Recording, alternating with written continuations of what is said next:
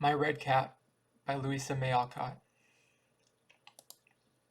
It was under a blue cap that I first saw the honest face of Joe Collins.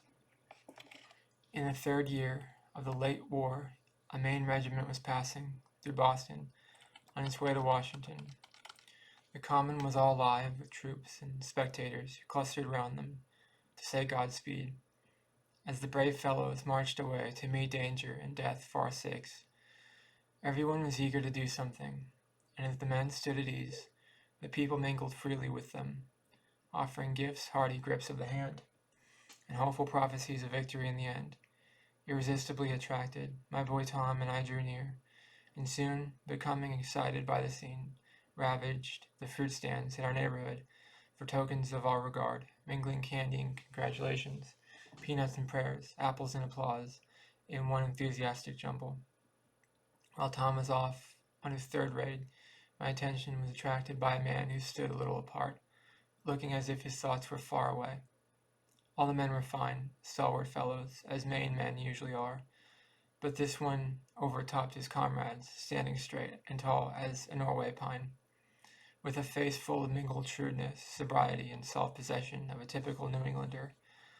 I liked the look of him, and seeing that he seemed solitary, even in a crowd, I offered him my last apple with a word of interest.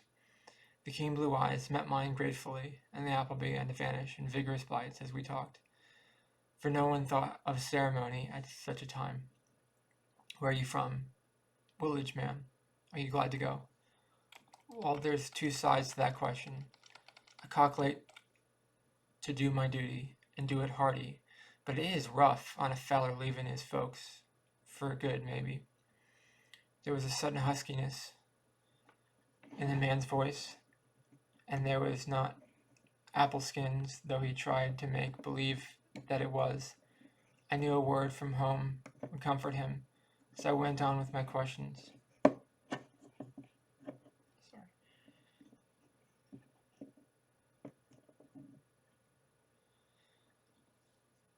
It is very hard. Do you leave a family? My old mother, a sick brother, and Lucindy. The last word was uttered in a tone of intense regret. His brown cheek reddened as he added hastily, to hide some embarrassment. You see, Jim went last year, and got pretty well used up, so I felt as if I ought to take my turn now. Mother was a regular old hero about it. I dropped everything and come off. Lucindy didn't think it was my duty, that I made it awful hard. I tell you, wives are less patriotic than mothers, I began.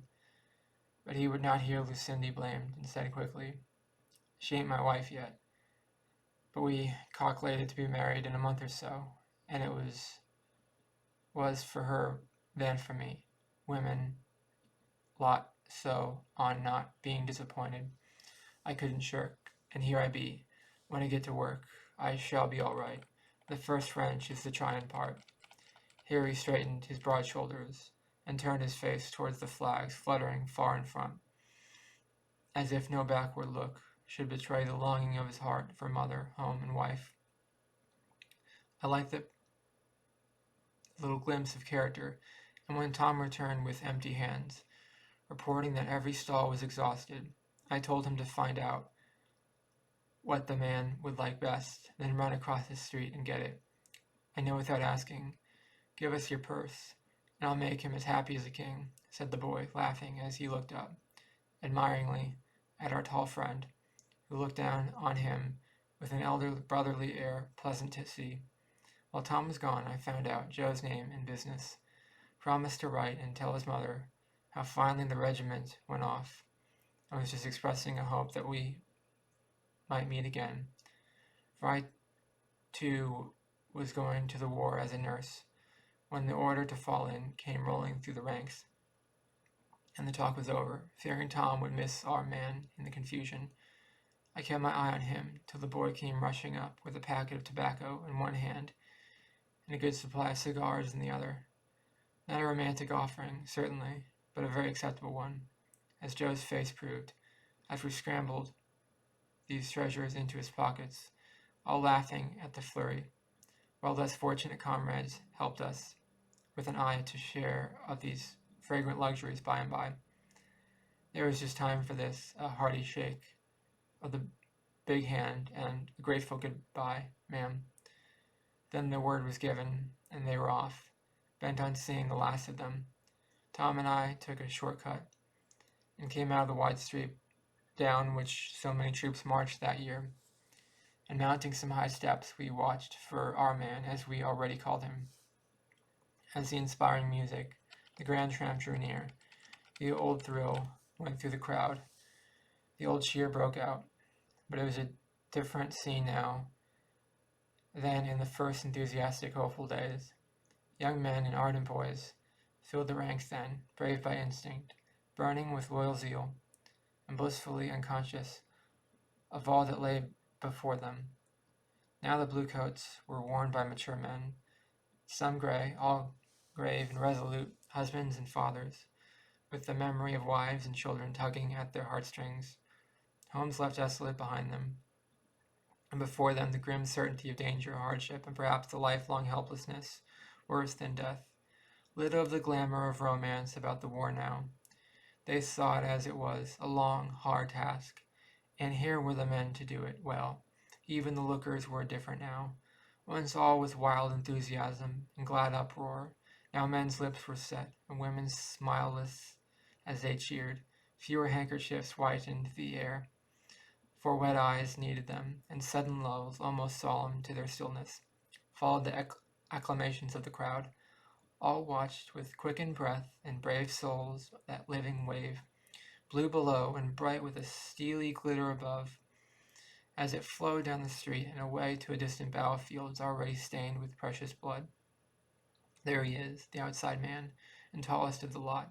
Give him a cheer, Auntie, he sees us and remembers, cried Tom, nearly tumbling off his perch as he waved his hat and pointed out Joe Collins. Yes, there he was, looking up with a smile on his brave, brown face, my little nosegay in his buttonhole, a suspicious bulge in his pocket close by, and doubtless a comfortable quid in his mouth, to cheer the weary march. How like an old friend he looked, though we had met only 15 minutes ago.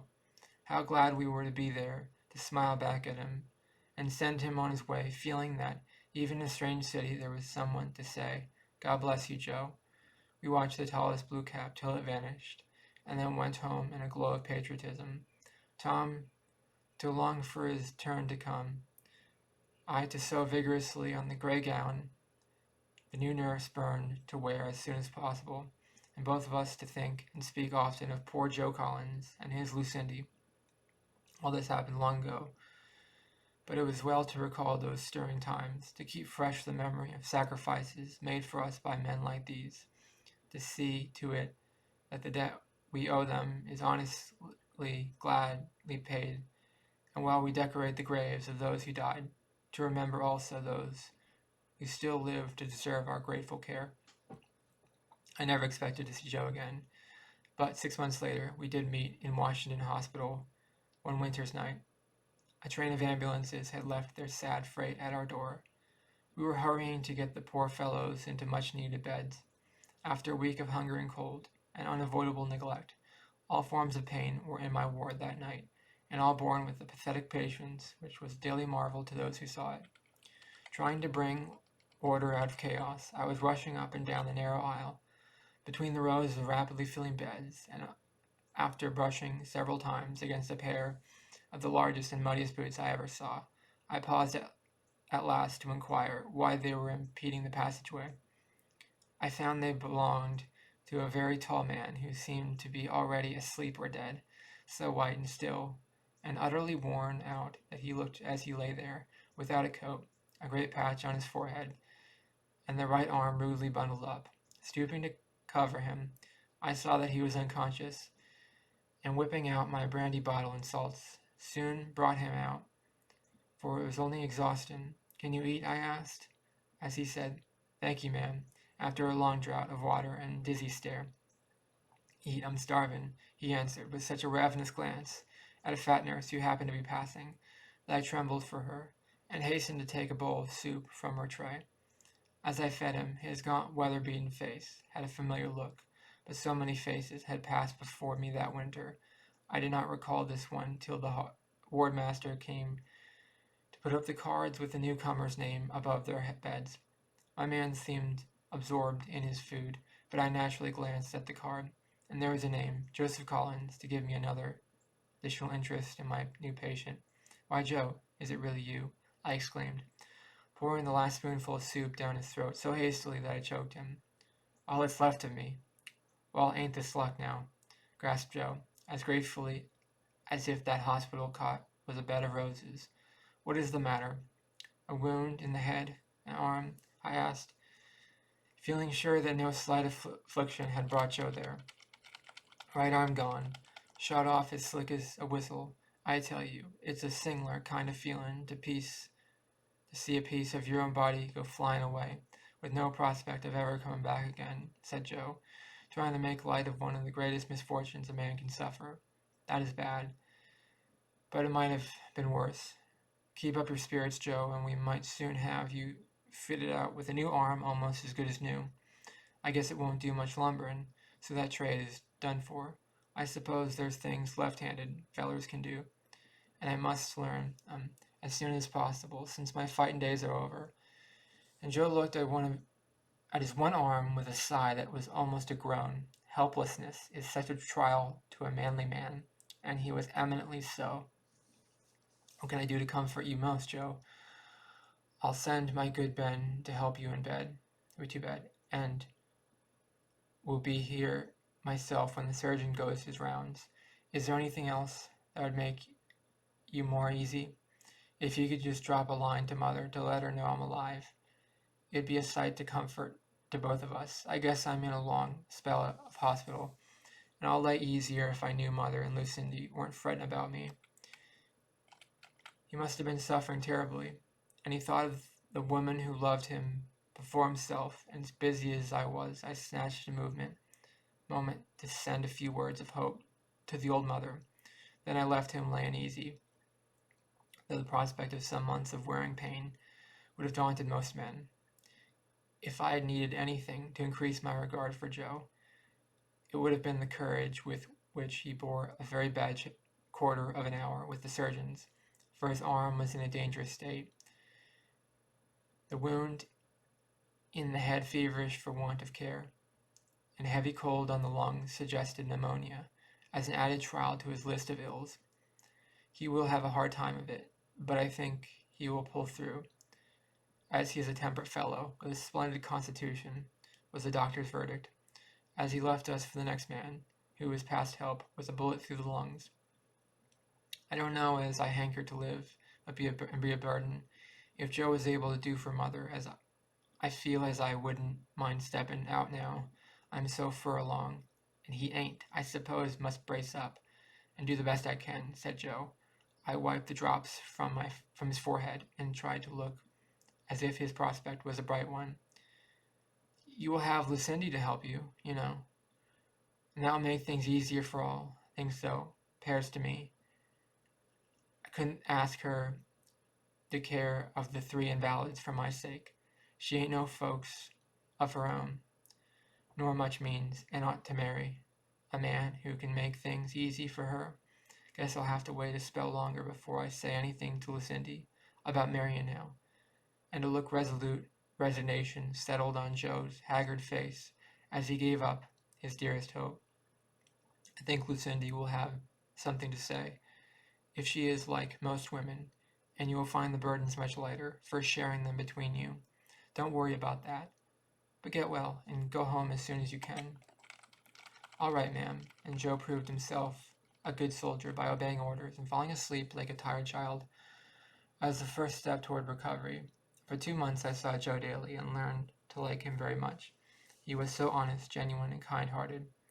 So did his mates, for he made friends with them all by sharing such small luxuries as came to him, for he was a favorite, and better still, he made sunshine in the sad place by the brave patience with which he bore his own troubles, the cheerful consolation he always gave to others. A droll fellow was Joe at times, for under his sobriety lay much humor, and I soon discovered that a visit from him was more efficacious and other cordials in cases of despondency and discontent. Words of laughter sometimes greeted me as I went into his ward, and Joe's jokes were passed around as eagerly as the water pitcher. Yet he had much to try him, not only in the ills that vexed his flesh, but the cares that tried his spirit, and the future that lay before him, full of anxieties and responsibilities, which seemed so heavy now, when the strong right arm that had cleared all obstacles away before was gone.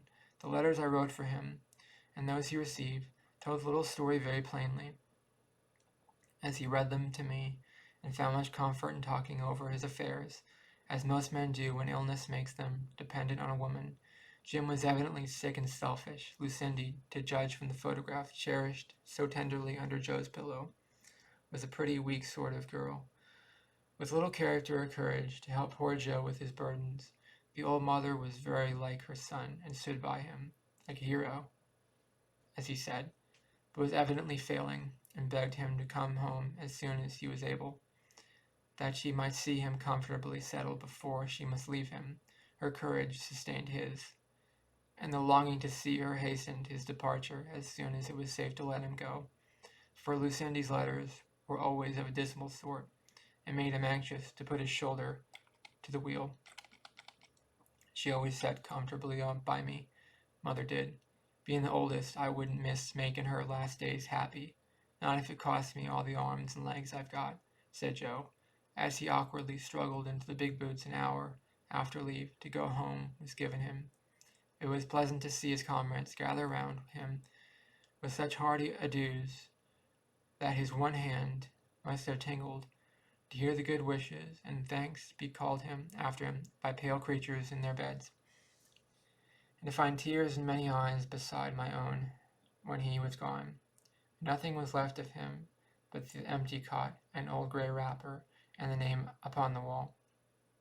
I kept that card among my other relics, and hoped to meet Joe again somewhere in the world. He sent me 1 or 2 letters. Then I went home. The war ended soon after. Time passed, and the little story of my Maine lumberman was laid away, with many other experiences which made that part of my life a very memorable one. Some years later, as I looked out of my window one dull November day, the only cheerful thing I saw was the red cap of a messenger who was examining the slate that hung on a wall opposite my hotel. A tall man with gray hair and a beard, one arm in a blue army coat. I always salute, figuratively at least, when I see that familiar blue, especially in one sleeve of the coat, is empty. So I watched the messenger with great interest as he trudged away on some new errand, wishing he had a better day and a thicker pair of boots. He was an unusually large, well-made man, and reminded me of a fine building, going to ruin before its time, for the broad shoulders were bent. There was a stiffness about the long legs, suggestive of wounds, of rheumatism, and the curly hair looked as if snow had fallen on it too soon. Sitting at work in my window, I fell into the way of watching my red cap, as I called him, with more interest than I did the fat doves on the roof opposite, or the pert sparrows hopping in the mud below. I liked the steady way in which he plodded on through fair weather or foul, as if intent on doing well the one small service he had found to do. I liked his cheerful whistle as he stood waiting for a job under the porch of the public building where his slate hung, watching the luxurious carriages roll by, and the well-to-do gentlemen who daily passed him to their comfortable homes, with a steady, patient sort of face, as if wondering at the inequalities of fortune, yet neither melancholy nor morose, over the small share of prosperity which had fallen to his lot. I often planned to give him a job, that I might see him nearer, but I had few errands, and little Bob, the hall boy, depended on doing those. So the winter was nearly over before I found out that my red cap was my old friend. A parcel came for me one day, and bidding the old man wait for an answer, I sat down to write it, while the messenger stood just outside the door like a sentinel on duty. When I looked up to give my note and directions, I found the man staring at me with a beaming yet bashful face, as he nodded, saying heartily, "I mistrusted. It was you, ma'am. Soon I'll see the name on the bundle, and I guess I ain't wrong. It's a number of years since we met, and you don't remember Joe Collins as well as he does you, I reckon. Why, how you have changed. I've been seeing you every day all winter, and never knew you, I said, shaking hands with my old patient, very glad to see him. Nigh on to 20 years makes considerable a change in folks, specifically if they have a pretty hard row to hoe. Sit down and warm yourself while you tell me all about it. There is no hurry for this answer. I'll pay for your time. Joe laughed as if that was a good joke, and sat down as if the fire was quite as welcome as the friend. How are they all at home? I asked, as he sat turning his cap round, not quite knowing where to begin. I haven't got any home nor any folks either, and the melancholy words banished the brightness from his rough face like a cloud. Mother died soon after I got back, sudden, but she was ready, and I was there, so she was happy. Jim lived a number of years and was a sight of care, poor feller, but we managed to rub along. Though we had to sell the farm, for I couldn't do much with one arm, and doctor's bills right along steady take a heap of money. He was as comfortable as he could be, and when he was gone, it wasn't no great matter, for there was only me, and I don't mind roughing it. But Lucindy, where was she? I asked very naturally. Oh, she married another man long ago. Couldn't expect her to take me and my misfortunes. She's doing well, I hear, and that's a comfort anyway. There was a look on Joe's face, a tone in Joe's voice as he spoke, that plainly showed how much he had needed comfort when left to bear his misfortunes all alone. But he made no complaint, uttered no reproach, and loyally excused Lucindy's desertion with a simple sort of dignity that made it impossible to express pity or condemnation. Here came you here, Joe?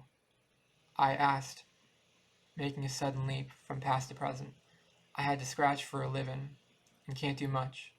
So after trying a number of things, I found this. My old wounds pester me a good deal, and rheumatism is bad winters. But while my legs hold out, I can get on. A man can't sit down and starve, so I keep wagging as long as I can. When I can't do no more, I suppose there's an almshouse and hospital ready for me. That's a dismal prospect, Joe. There ought to be a comfortable place for such as you to spend your last days in. I'm sure you have earned it. Well, it doesn't seem rather hard on us when we've given all we had. Give it free and hearty, to be left to knock about in our old age. But there's so many poor folks to take care of, we don't get much of a chance. And we ain't the begging sort, said Joe, with a wistful look at the wintry world outside, as if we would be better to lie quiet under the snow than to drag out his last painful years, friendless and forgotten in some refuge of the poor. Some kind people have been talking of home for soldiers, and I hope the plan will be carried out. It will take time, but if it comes to pass, you shall be one of the first men to enter that home, Joe, if I can get you there. That sounds mighty cheering and comfortable. Thank you, ma'am. Idleness is dreadful, trying to me, and I'd rather wear out than rust out. So I guess I can weather it a spell longer. But it'll be pleasant to look for'ard this snug harbor by me by. I feel sight better just hearing tell about it. You certainly look so. Faint as the hope was, for the melancholy eyes brightened as if they already saw a happier refuge in the future than almshouse, hospital, or grave. And when he trudged away upon my errand, he went as briskly as every step took nearer the promised home. After that day, it was all up with Bob, for I told my neighbors Joe's story, and we kept him trotting busily, adding little gifts and taking the sort of interest in him that comforted the lonely fellow, and made him feel that he was not outlived his usefulness. I never looked out when he was at his post, and he did not smile back at me. I never passed him in the street that the red cap was not touched with a military flourish. And when any of us beckoned to him, no twinge of rheumatism was too sharp to keep him from hurrying to do our errands, as if he had Mercury's winged feet. Now and then he came in for a chat, and always asked how the soldiers' home was prospering, expressing his opinion that the Boston was the charitablest city under the sun, that he was sure he and his mates would be took care of somehow. When we parted in the spring, I told him things looked hopeful, bade him be ready for a good long rest, and soon as the hospital doors were open, left him nodding cheerfully. But in the autumn, I looked in vain for Joe. The slate was in his old place, and the messenger came and went on his beat, but his strange face was under the red cap, and this man had 2 arms and 1 eye. I asked for Collins, but the newcomer had only a vague idea that he was dead, and the same answer was given to me at headquarters, though none of the busy people seemed to know when or where he died. So I mourned for Joe, and felt that it was very hard he could not have lived to enjoy the promised refuge for, relying upon the charity that never fails. The home was an actual fact now, just beginning its beneficent career. People were waking up to this duty. Money was coming in, meetings were being held, and already a few poor fellows were in the refuge, feeling themselves no longer paupers, but invalid soldiers honorably supported by the state they had served. Taking it over one day with a friend who spent her life working for the Associated Charities, she said, "By the way, there is a man boarding with one of the poor women who ought to be got into the home. If you'll go. I don't know much about him except he was in the army, has been very ill with rheumatic fever, and is friendless. I asked Mrs. Flanagan how she managed to keep him. She said she had help while he was sick, and now he was able to hobble about. He takes care of the children, so he is able to go to work, out to work. He won't go to his own town because there is nothing for him there but almshouse, and he dreads the hospital, so he struggles along, trying to earn his bread tending babies with 1 arm. A sad case. In your line, I wish you'd look into it. That sounds like my Joe. 1 arm and all. I'll go to see him. I have a weakness for soldiers sick or well." I went and never shall forget the pathetic little tableau I saw as I opened Mrs. Flanagan's dingy door, for she was out and no one heard my tap. The room was redolent of suds, and in a grove of damp clothes, hung on lines, sat a man with a crying baby laid across his lap, while he fed 3 small children, standing on his knee, with bread and molasses. How I managed with 1 arm to keep the baby from squirming on the floor, the plate was upsetting, and to feed the hungry urchins who stood in a row and with open mouths, like young birds, was past my comprehension. But he did, trotting baby gently, dealing out sweet morsels patiently, and whistling to himself as if to beguile his labors cheerfully. The broad back, the long legs, the faded coat, the low whistle were all familiar, and, dodging a wet sheet, I faced the man to find it was indeed my Joe, a mere shadow of his former self, after months of suffering that had crippled him for life. A brave and patient still, trying to help himself and not ask aid, though brought so low. For an instant I could not speak to him, and encumbered with baby, dish, spoon, and children, he could only stare at me with a sudden brightening of an altered face that made it full of welcome before a word was uttered. "They told me you were dead. I only heard of you by accident, not knowing I should find my old friend alive, but not well, I'm afraid. There ain't much left of me, but bones and pain, ma'am. I'm powerful glad to see you all the same. Dust off a chair, Patsy, and let the lady sit down. You go in the corner and take turns licking the dish, while I see company," said Joe, disbanding his small troop, and shouldering the baby as if presenting arms in honor of his guest. "Why didn't you let me know how sick you were, and how came they to think you dead?" I asked, as he festooned the wet linen out of the way, and prepared to enjoy himself as best he could. "I did send once, when things was at the wust, and you hadn't got back, and then somehow I thought I was going to be mustered out for good, so I wouldn't trouble nobody, but my orders ain't come yet, and I'm doing the first thing that come along. It ain't much, but the good soul stood by me, and I ain't ashamed to pay my debts this way." since I can't do it in no other. And Joe cradled the chubby baby in his one arm, and tenderly as if it had been his own. Though little Biddy was not an inviting infant. This was the very beautiful. That is very beautiful and right, Joe, and I honor you for it. But you were not meant to tend babies, so sing your last lullabies and be ready to go to the home as soon as I can get you there. Really, ma'am, I used to lay the kind of dream about it when I couldn't stir without yelling out. I never thought it would ever come to happen. I see a piece in the paper describing it, and it sounded dreadful nice. Shouldn't wonder if I found some of my mates there.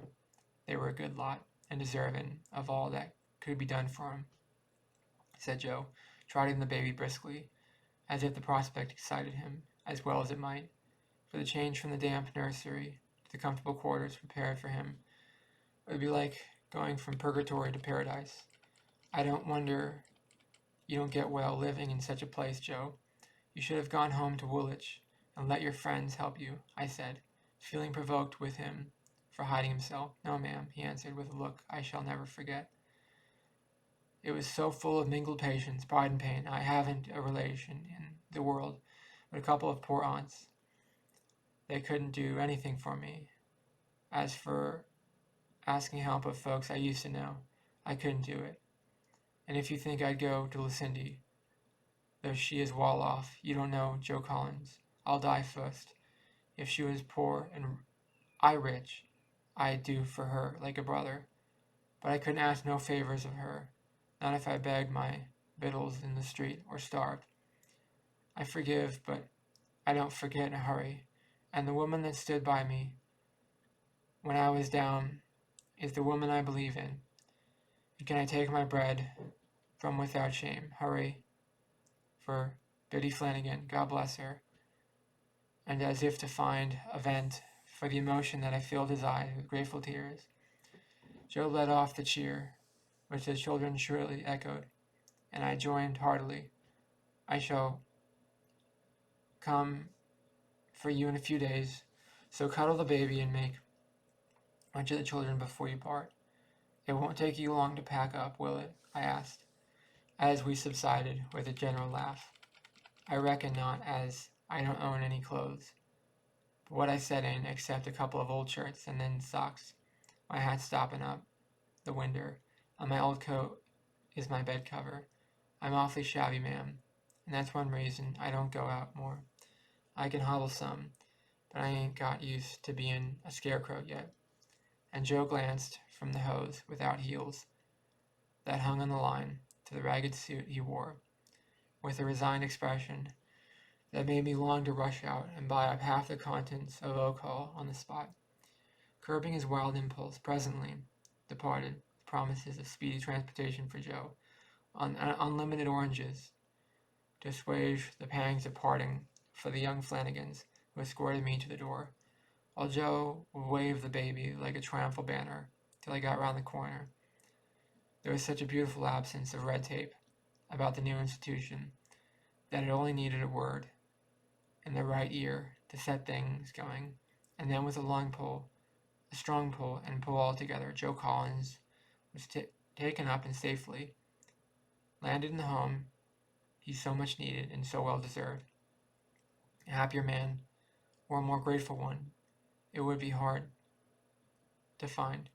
And if a visitor wants an enthusiastic guide about the place, Joe is the one to take, for all his comfort, sunshine, and goodwill to him, and he unconsciously shows how great the need of his refuge is. And as he hobbles about on his lame feet, pointing out his beauties, conveniences, and delights with his one arm, while his face shines and his voice quavers a little as he says gratefully, "The state don't forget us, you see, and this is a home worth having. Long life to it."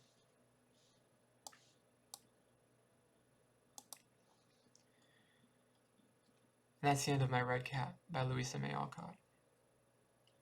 I thought that was a good story. That's sometimes what life is. Sometimes your life is just a slow decline into more and more disability and more physical disrepair. And your life slowly falls apart. You fight a war when you're younger. I wonder what it was like to fight in the Civil War. But I'll never be a soldier. I'll never be like them. I wouldn't be athletic enough, strong enough, or smart enough to be a soldier, so I could never serve in that way, unless I was drafted or something. I don't even think I'm smart enough to be drafted, though. You never know. I think I'm too old for that anyways. Life can be really bad when you serve in the military and fight in a war. Your life can be destroyed, but it doesn't necessarily mean your life has to be over just because you're disabled. There is things you can do with your life. You can always find things to do. Sometimes you think your life is over, but it's not really over. You can still find a way to keep moving forward. You meet friends in your life that make your life worth living, and sometimes your friends are just the only reason you do continue life and you do find ways to keep moving on and moving forward. Life doesn't have to be that bad. It doesn't have to be miserable, but it is that bad. It is that miserable. But you find a way to keep going either way, even though it is what it is. Let me know in the comments below, what did you think of My Red Cap by Louisa May Alcott? I liked it. Let me know in the comments below what you thought about it. Please subscribe to my channel to be part of the community. And please like this video. It really helps the channel out a lot. Thank you for watching. Have a great day. Bye-bye.